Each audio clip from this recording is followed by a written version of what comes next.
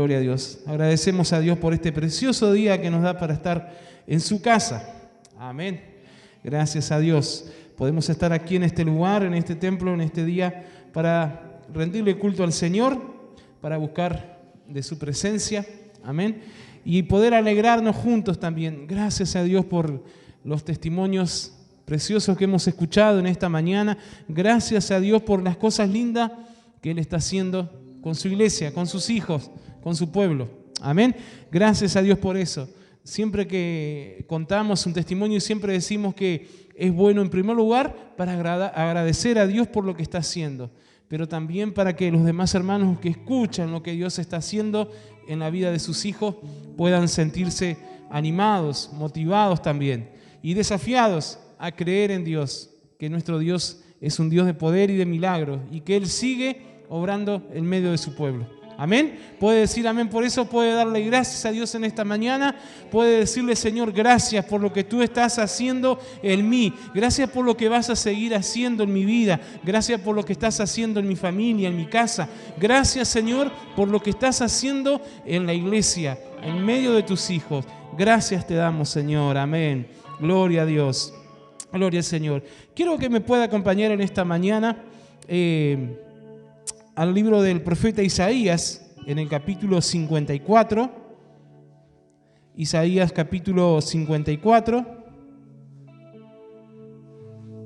versículo 2 y 3. Y quiero compartir en esta mañana,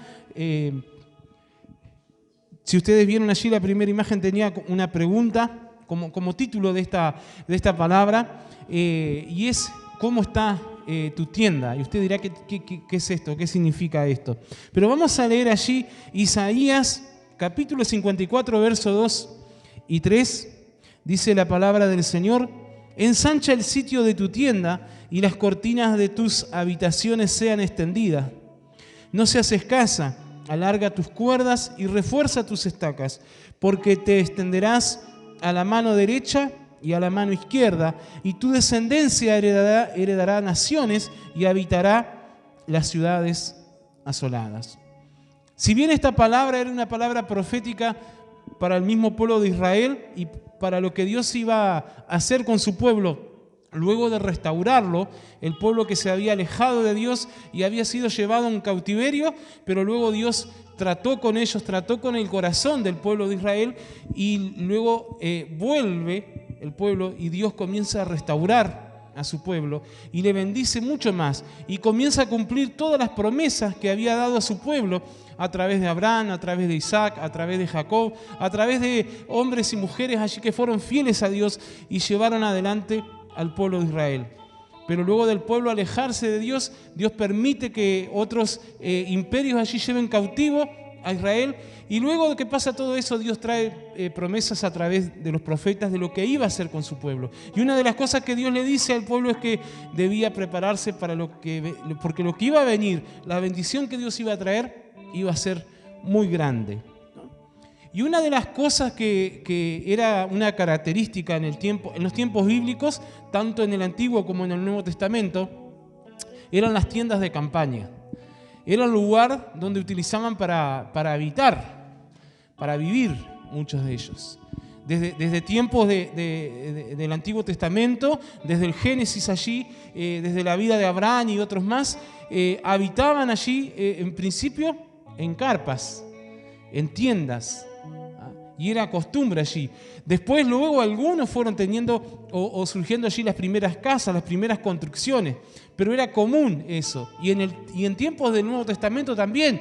De hecho, quizás algunos de ustedes recuerdan que uno de los oficios que tuvo el apóstol Pablo, ¿no?, que tuvo él aún trabajando en tiempos allí de su ministerio, era hacer tiendas de campaña. ¿no? Hacer esas carpas, ¿no? Lo que conocemos nosotros como una carpa. Quizás no de la forma que la conocemos hoy día allí.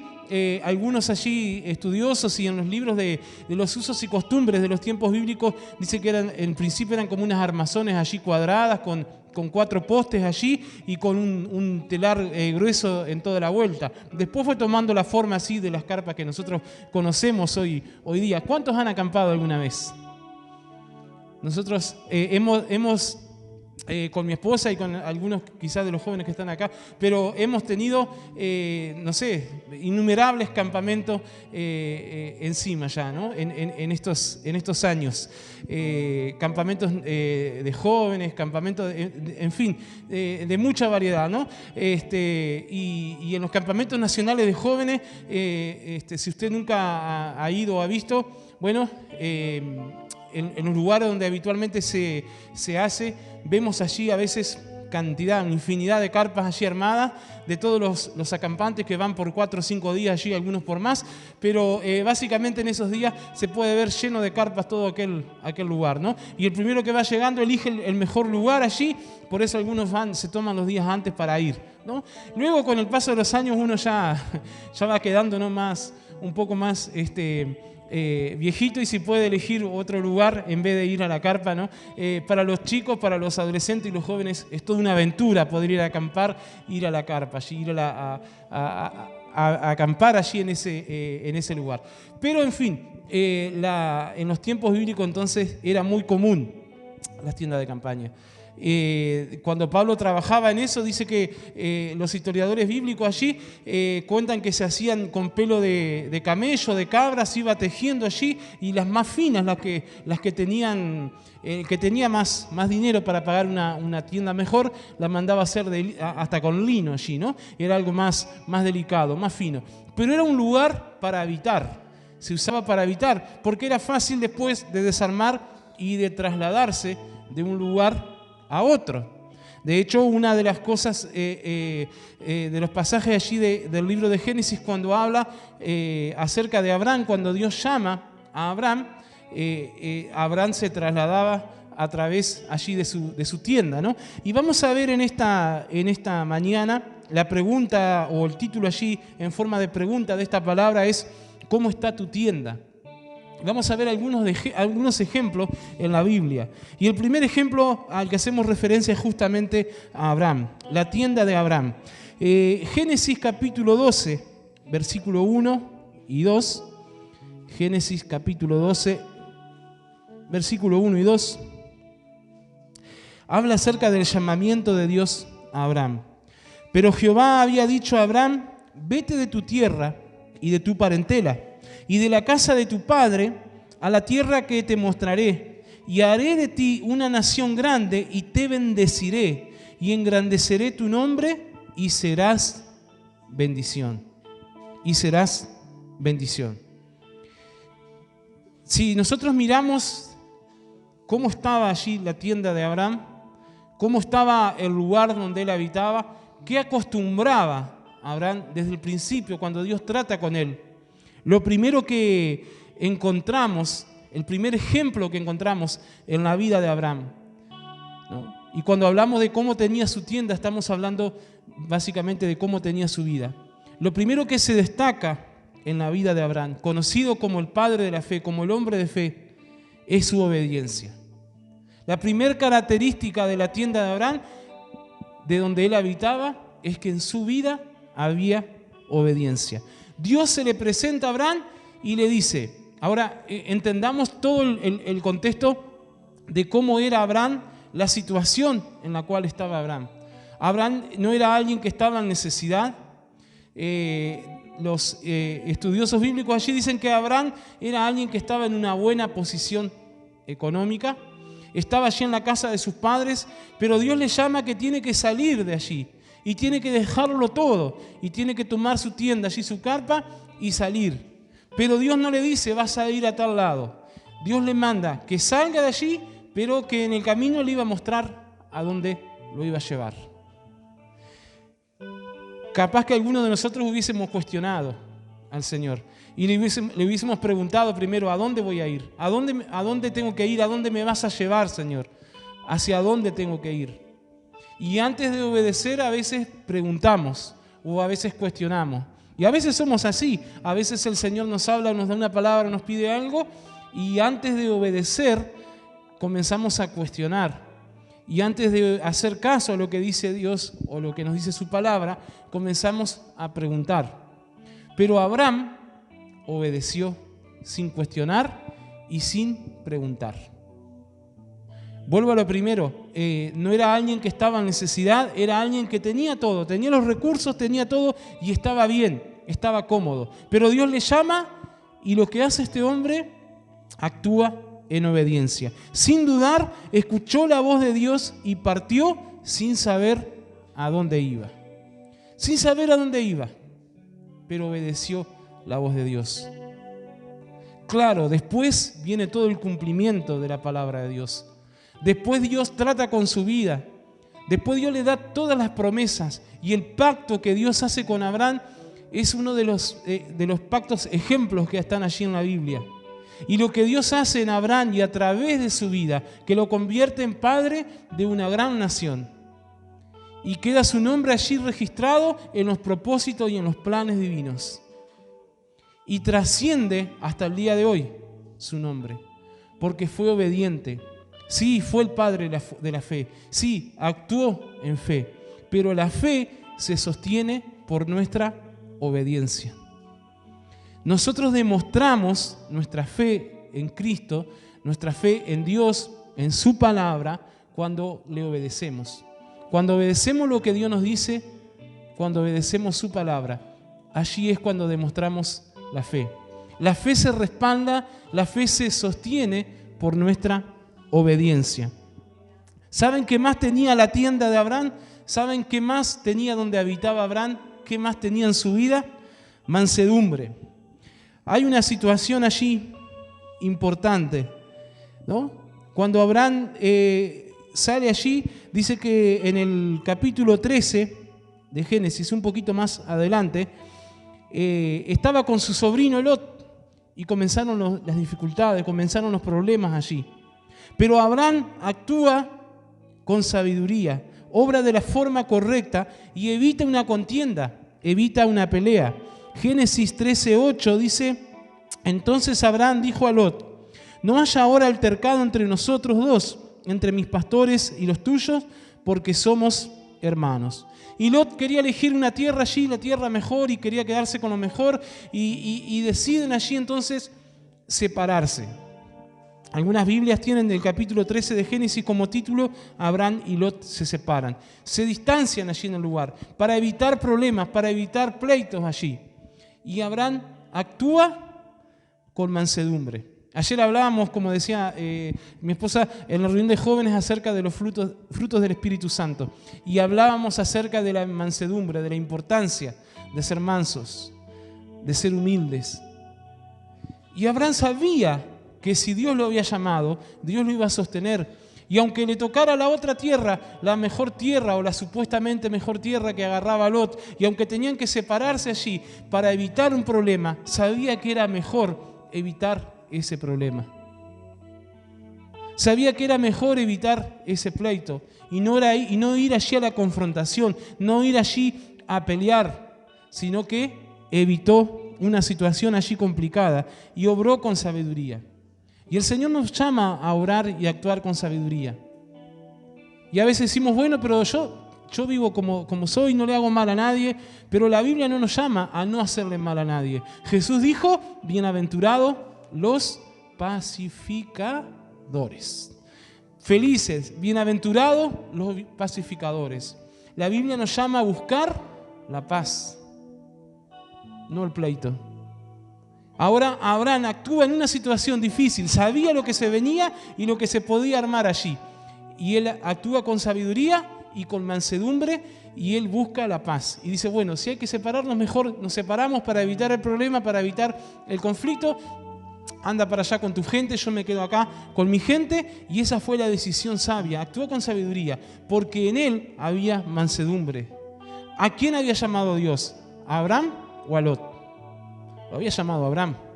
¿A quién Dios le dijo que saliera de allí, dejara todo y que fuera al lugar donde él le iba a mostrar? ¿Con quién Dios estaba tratando? Con Abraham. ¿Cuál era el personaje principal de la historia? Abraham, no era Lot. Pero aún así Abraham fue humilde porque sabía que lo que Dios le estaba diciendo lo iba a cumplir. Y actuó en obediencia, actuó en fe, pero también actuó con mansedumbre. Porque podría haber explotado allí y haber dicho, bueno, tú si quieres irte, andate o haber permitido allí que se generara una pelea, un conflicto, y él tenía todo el derecho. Y él tenía, digamos, lo primero que correspondía a la primera persona que correspondía era a él. Pero él siguió viviendo por fe, siguió actuando por fe, pero también con mansedumbre, con tranquilidad. Gálatas capítulo 5. Gálatas capítulo 5, verso 14 y 15. Dice, porque toda la ley en esta sola palabra se cumple. Amarás a tu prójimo como a ti mismo. Pero si os mordéis y os coméis unos a otros, mirad que también no os consumáis unos a otros. Cuando Pablo escribe allí a los Gálatas, les dice esto, ¿no? Recordando lo que Cristo dijo, que debíamos amar a nuestro prójimo como a nosotros mismos. Y en eso se resume, en eso se cumple, dice, toda la ley. En esta sola palabra, dice, se cumple. Ahora dice, si hacemos lo contrario, bueno, dice, vamos a terminar consumiéndonos. Y eso es lo que genera todo el pleito y todas las situaciones que a veces podemos evitar. Porque, insisto, Dios nos llamó, Jesús nos dijo que éramos bienaventurados cuando éramos pacificadores. Y Abraham aquí actuó con tranquilidad, con mansedumbre. Hubo también bendición en la vida de Abraham, en el lugar donde él habitaba. Dice que en Génesis 18:1, que estaba sentado allí en la puerta de su tienda y el Señor se le aparece allí, Dios le visita y le da la noticia que iba a tener un hijo, el hijo de la promesa. Estando sentado, dice, en su tienda, Dios le visita. Dios se revela a Abraham estando allí. Es que Dios va donde encuentra un corazón manso, donde encuentra a alguien que actúa con sabiduría, que tiene mansedumbre y que vive por fe a través de la obediencia. Entonces Dios va y le visita. Y Dios va y le hace una promesa. Y Dios va y le habla que iba a cumplir y que iba a hacer algo con él que era imposible para la realidad humana. A su edad iba a tener un hijo. Y le iba a dar a través de ese hijo una gran descendencia. E iban a ser una gran nación. Y allí Dios comienza a darle las promesas a Abraham. En ese lugar donde él estaba, donde él habitaba. Porque había salido en obediencia para con Dios. Ahora, hubieron algunos, hay algunos ejemplos, ¿no? Lastimosamente o tristemente, de personas que actuaron totalmente diferente a Abraham, ¿no? Y el segundo ejemplo que tenemos es el ejemplo de Lot. Y yo puse allí la tienda de Lot. Porque en Génesis capítulo 13, versículo 11 al 13, Génesis 13,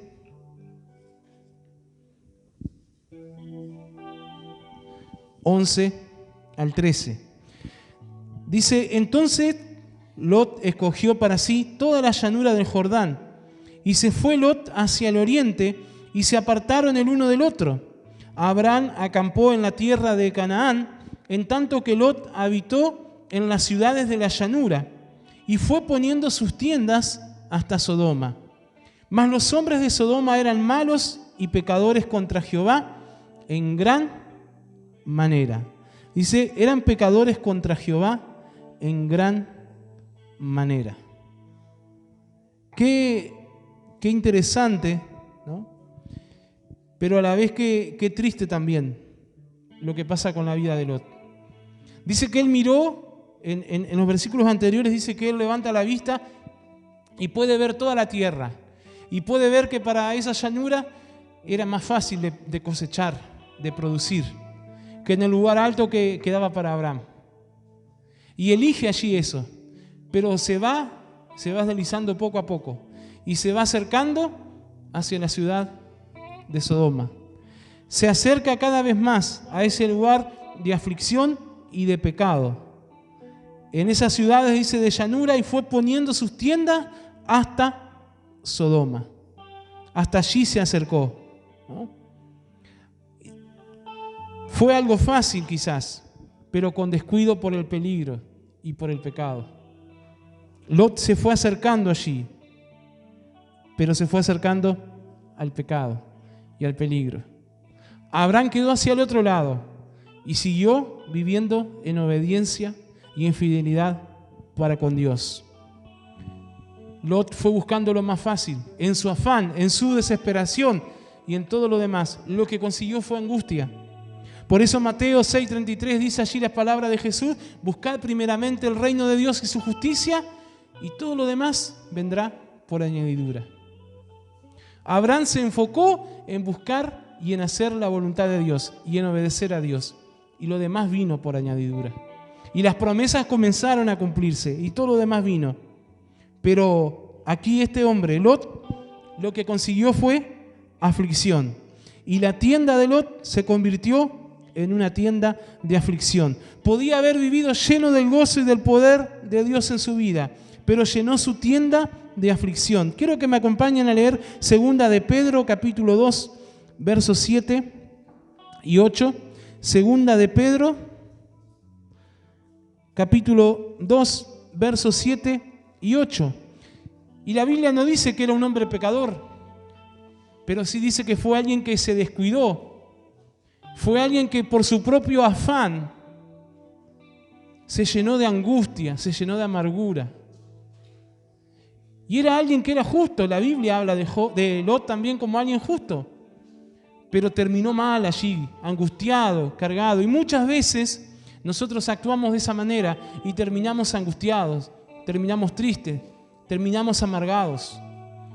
El verso 7 dice de 2 de Pedro, capítulo 2, y libró al justo Lot, abrumado, miren lo que dice la Biblia, abrumado por la nefanda conducta de los malvados, porque este justo que moraba entre ellos afligía cada día su alma justa, viendo y oyendo los hechos inicuos de ellos. Miren cómo describe Pedro lo que había pasado ya, hacía tantos años, tantos siglos atrás, con la vida de Lot. Alguien que podría haberse quedado allí junto con Abraham, alguien que podría haber tomado otra decisión y haber sido fiel y obediente a Dios también. Dice la Biblia que sí, que era justo, pero trajo aflicción a su vida. Y hay muchas veces que nosotros mismos generamos la aflicción en nuestra vida por las decisiones que tomamos.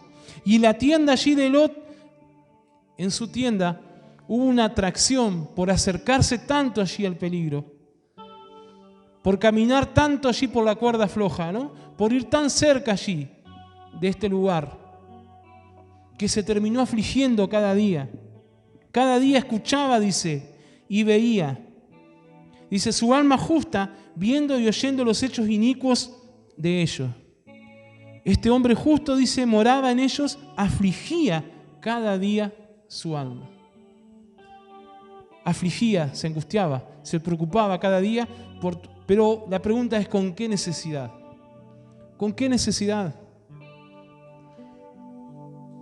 Ahora, después, lo que sucede cuando Dios trae juicio sobre estas ciudades, Lot es salvo, se salva allí porque sale corriendo, sale disparando, ¿no? Pero perdió todo ese tiempo y angustió tanto su vida y se perjudicó tanto y vivió tanto así en esta situación cada día de aflicción, de amargura, por acercarse tanto allí al peligro y al pecado.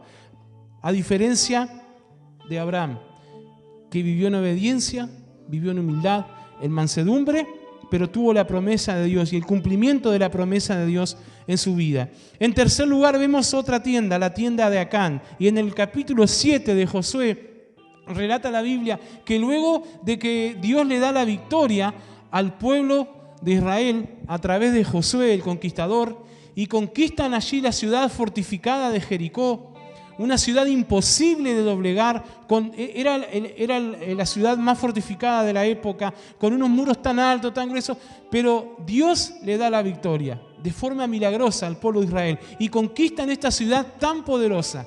Y luego tienen otra ciudad, pequeña, hasta el nombre era cortito, Hai, H-A-I, ¿no? Así, era la segunda ciudad que tenían por conquistar. Era chiquito, era pequeño, era... Algunos soldados nomás que fueran de los israelitas ya la podían dominar. Y fue Josué con todo el ejército allí y salen avergonzados, salen derrotados.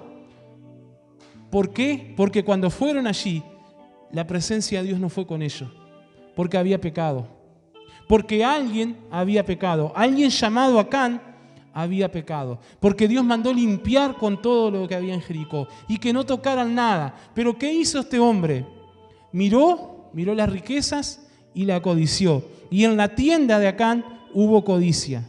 Dice que debajo de su tienda estaba la codicia y el pecado no permitía el triunfo de Israel. Josué capítulo 7, verso 21, dice las palabras mismas de Acán, cuando lo confronta allí Josué con el pueblo, y dice el verso 21 de Josué 7, pues vi entre los despojos un manto babilónico muy bueno, y 200 siclos de plata, y un lingote de oro de peso de 50 siclos, lo cual codicié y tomé. Y he aquí que está escondido bajo tierra, en medio de mi tienda, y el dinero debajo de ello. Dios había dado la victoria al pueblo de Israel, pero este hombre se trajo eso y se escondió eso y lo escondió allí debajo de su tienda. Y cuando el pueblo va a luchar allí, a conquistar esta otra ciudad que Dios le había mandado, fracasan y no pudieron obtener el triunfo allí, porque un hombre había escondido en su tienda por su propia codicia. Y la tienda de Acán representa allí la codicia y representa todo lo que está escondido allí. Y hasta que ese pecado no fue perdonado, el pueblo de Israel no pudo seguir conquistando. Luego de eso se arrepiente allí Josué con todo el pueblo, buscan nuevamente a Dios y Dios les da la victoria. Ellos son juzgados y Dios da la victoria después al pueblo. Pero lastimosamente este hombre se echó a perder él y toda su familia y todos sus bienes y todas sus ganancias, porque lo que vio allí le llamó la atención y lo codició. Ahora, si él hubiese pensado en un momento lo que Dios había hecho, el milagro tan grande que Dios había hecho, al darles la victoria, con una ciudad tan fortificada, tan poderosa, con unos enemigos tan poderosos que metían miedo a toda la región, a todo lo que se conocía en la vuelta, y Dios les da la victoria con eso. Si él hubiese mirado y le hubiese pedido a Dios, ¿Dios no le hubiese respondido? Si tenía necesidad, ¿Dios no le hubiese provisto? Pero lo que él permitió en su vida, en su tienda, en su lugar donde él habitaba, fue la codicia. Y para terminar, en último lugar, el mejor ejemplo que tenemos, ¿no? La tienda de Jesús. Y usted dirá, ¿dónde está en la Biblia eso? ¿Dónde dice en la Biblia que Jesús tuvo una tienda? ¿Dónde dice eso en la Biblia? Quiero que podamos leer juntos Juan capítulo 1, verso 14. Juan capítulo 1, verso 14. Dice, y aquel verbo fue hecho carne y habitó entre nosotros, y vimos su gloria, gloria como del unigénito del Padre, lleno de gracia y verdad. ¿Saben cuál fue la tienda de Jesús? La tienda del amor. El verbo hecho carne, dice, habitó entre nosotros por amor a la humanidad. Y habitó, esta palabra, es una palabra que viene del griego, por eso dije, ¿dónde está allí la tienda de Jesús? Porque esta palabra, habitar, que viene del griego, se traduce poner su tienda. Entonces, si fuéramos al original en que fue escrita esta palabra, leeríamos este texto. Y Jesús puso su tienda entre nosotros. El verbo hecho carne es Jesús. Y Jesús habitó, dice, Jesús puso su tienda entre nosotros. Jesús habitó entre nosotros. Cuando yo vi esta palabra ayer, tenía algunas cosas anotadas de esta y estaba buscando una dinámica allí para hacer entre los jóvenes, y cuando vi esto me encantó. Cuando llegué a leer esto me encantó.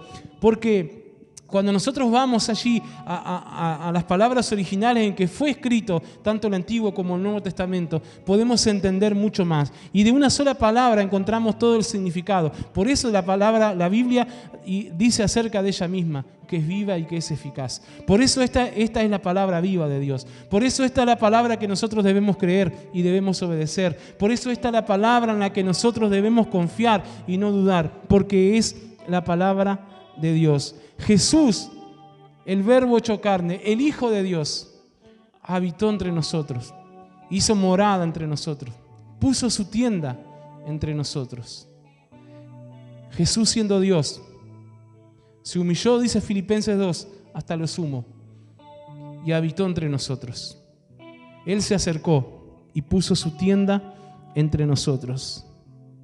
Ahora, qué bueno que nosotros podamos poner nuestra tienda en Dios. Qué bueno que nosotros podamos habitar en la presencia de Dios. El salmista dice en el Salmo 91, el que habita, dice, no el que va, no el que pasa, dice el que habita, el que habita, el que habita al abrigo del Altísimo, morará bajo la sombra del Omnipotente. Diré yo a Jehová, esperanza mía y castillo mío, mi Dios, en quien confiaré, dice el salmista.